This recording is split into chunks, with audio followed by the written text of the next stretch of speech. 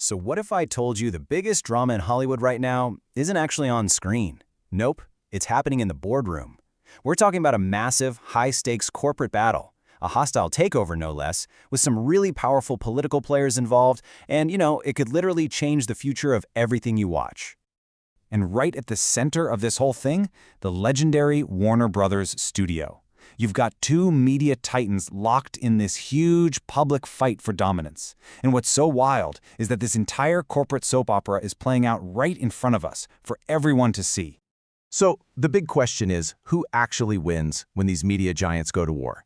Let's try and break this whole thing down, because it is super complex. We need to figure out what's really at stake here. And trust me, it's not just about Hollywood. It's about us, you and me, the people who actually watch all this stuff. All right, so let's start at the beginning. This whole saga kicked off with what looked like a pretty straightforward deal. You had the streaming giant, Netflix, all set to buy the iconic Warner Brothers. Seemed like a done deal, right? A wrap? And the offer was huge. Netflix put a massive $82 billion on the table.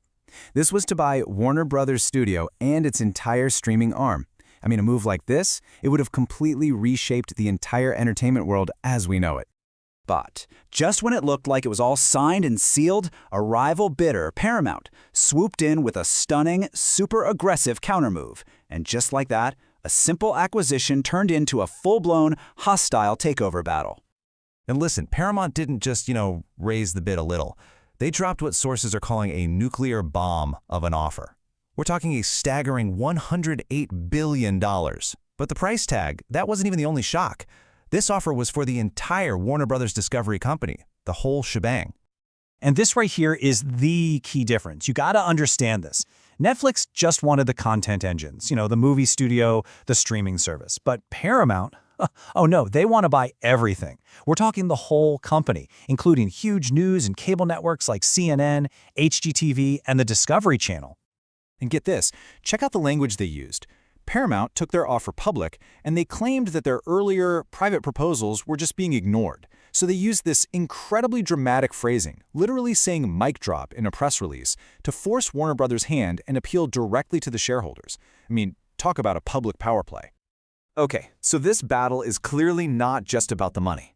To really get what's going on here, you have to look at the powerful people and the politics behind each of these bids.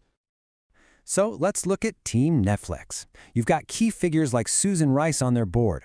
Now, she served in both the Obama and Biden administrations, so her presence is seen as a strong connection between the company and the Democratic establishment. Then you've got Team Paramount. This side is led by the Ellison family, from the tech giant Oracle, and they're well known for their ties to Donald Trump. On top of that, this massive bid has some very powerful financial backers, including government-run sovereign wealth funds from Saudi Arabia and Qatar. So you can see this is way more than just a financial deal, right? It's really a clash between two totally different philosophies. It's about the future of how all of us watch movies and TV.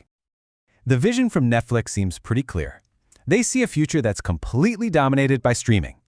And in that world, the traditional movie-going experience, going out, sitting in a dark theater, the big screen magic, all of that becomes kind of secondary. Now, in complete contrast to that, Paramount is publicly positioning itself as the savior of the movie theater. They're out there promising to create a stronger Hollywood, committing to more theatrical releases and a higher investment in content. It is a very, very clear shot at Netflix's whole business model. So, where does all this leave us? Well, here's the thing. Whichever side ends up winning, the result is a massive consolidation of media power. And that has some really profound implications for everything from the news we trust to the entertainment we watch. And of course, both of these deals face potential roadblocks from regulators. I mean, think about it. A Netflix win could create a streaming monopoly that's basically untouchable.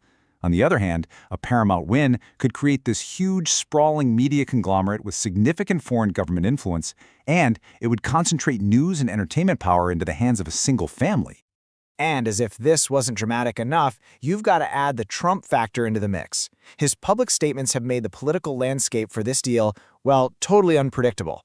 First, he hinted he might try to block the Netflix acquisition, but then he turned around and started openly criticizing Paramount's new ownership. It really makes the final regulatory outcome anyone's guess. So when you step back and look at the big picture, it points to a pretty stark reality for us, the consumers. The choice here isn't really for more competition. It's just between two different flavors of consolidation. We're basically just watching one giant swallow another. And the only question left is, which kind of giant is it going to be? And that leaves us with a really powerful final thought. In this new media landscape, is our only choice between a monopoly or a conglomerate? Because when you see a battle between giants on this scale, you really have to ask yourself, does the consumer ever actually win?